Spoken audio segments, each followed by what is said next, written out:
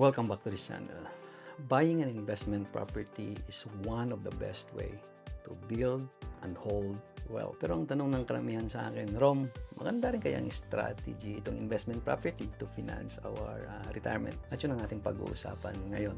Ang title ng video na ito ay Should You Use Property to Fund Your Retirement? Kung bago ka sa channel na ito, welcome. Ako si Rom, licensed financial advisor, accountant, and tax agent dito sa Australia. Sa mga retiradong Australiano, alam niyo ba kung saan nila kinukuha ang kanilang income? Maaring sa pension mula sa gobyerno natin. Maaring may pension din yan sa kanilang superannuation. Maaring meron yung investment property, rental income ang kinukuha nila. Maaring may time deposit sila, maaring may cash, o maaring sa bonds.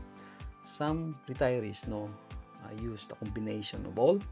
Ganun siya. Ang iba naman is some of the asset lang.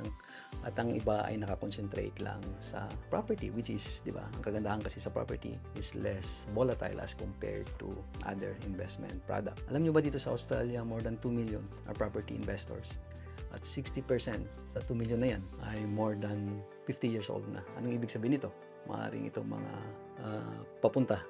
papalapit na sa pag-retire ay ang strategy nila is to invest in property as a strategy to, of course, to get an income or rental income to finance their own retirement. Kung ako ang tatanungin nyo, what's the strategy na gagamitin ko sa aking sariling pamilya? Disclaimer, so this is the strategy for my own family. Maaring there's a best strategy na applicable sa inyo. I'm a big fan of diversification. I'm also a big fan of paying off my mortgage sa sariling bahay.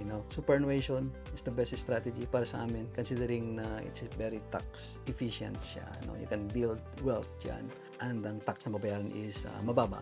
During accumulation phase and during retirement phase, wala ka ng tax na babayaran. And maybe that's the reason why my retirement would be financed by superannuation instead of investment property. At meron akong 4 na rason bakit hindi property ang gagamitin ko to fund my retirement.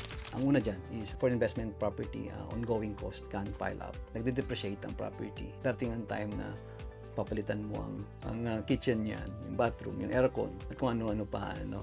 Ang problema kasi, when you are retired, maring wala ka ng source of income. And the problem with that, tuloy-tuloy ang gastos. And rules, including involving tenancy, ay napakahigpit dito sa Australia. Kung sinabi ng tenant na kailangan palitan yan, you need to do it. Otherwise, you will be liable under Australian law. Pangalawang rason, income may be subject to tax and may be subject to capital gains tax when you sell it. Rental income, it will be, kung malaki, kung marami kang property to finance your retirement, maaaring tax-free threshold ka, and that will be subjected to tax. Maaaring sasabihin mo sa akin na pagdating ng araw, ibenta ko na lang ito, and capital gains tax will kick in. And capital gains tax is not a special tax. It will be tax based on your marginal tax rate. Depende sa kikitain mo in that particular year. And the tax may be very, very expensive. Pangatlong rason is liquidity is restricted. Unlike other investment product, like shares, you can sell and you get the money in 2 days time.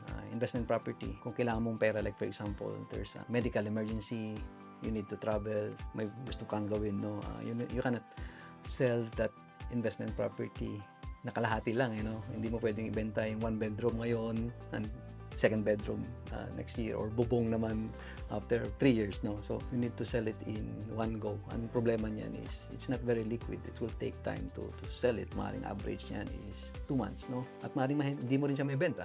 At kung nag-rush ka, maaaring may benta mo siya ng hindi tamang presyo.